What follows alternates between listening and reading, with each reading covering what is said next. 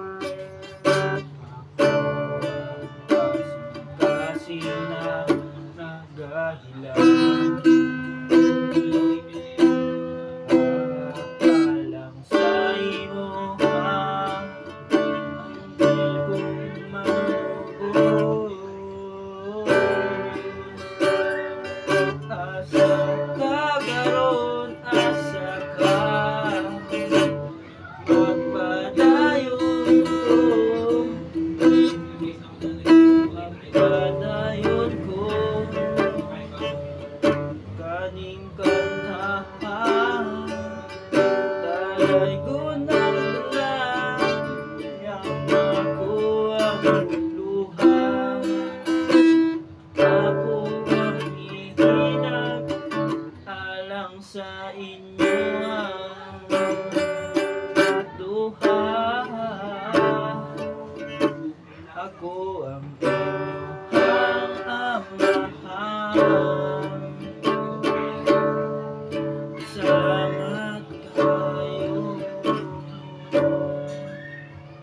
So, mahilak-hilak to nung time na yun. So, di ko matanggap-tanggap at ganun. So, hindi ko nag-expect na mawala sila.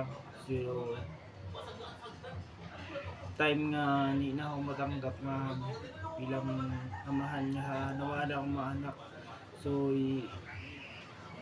padaan ko na lang to sa kanta-kantahan. So, sakit sa damdamin ko na hindi mawala. Siguro, sakit gahapon sa kuwang hunahuna, sa idam kung kasing-kasing, sa kuwang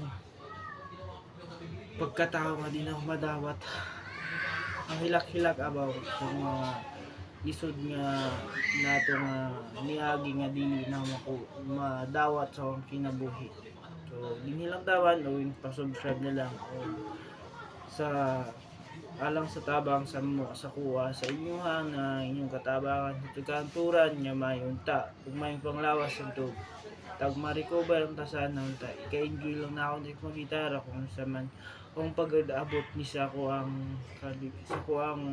kalawasan ug katindugan ug pagmata alang sa adlaw nga unta na itagaan pang piskay kalawasan. So, dili lang muna ako dahil sigot in Pilipinas so di pa ako naka-recover ug dili lang taman and bye-bye, subscribe.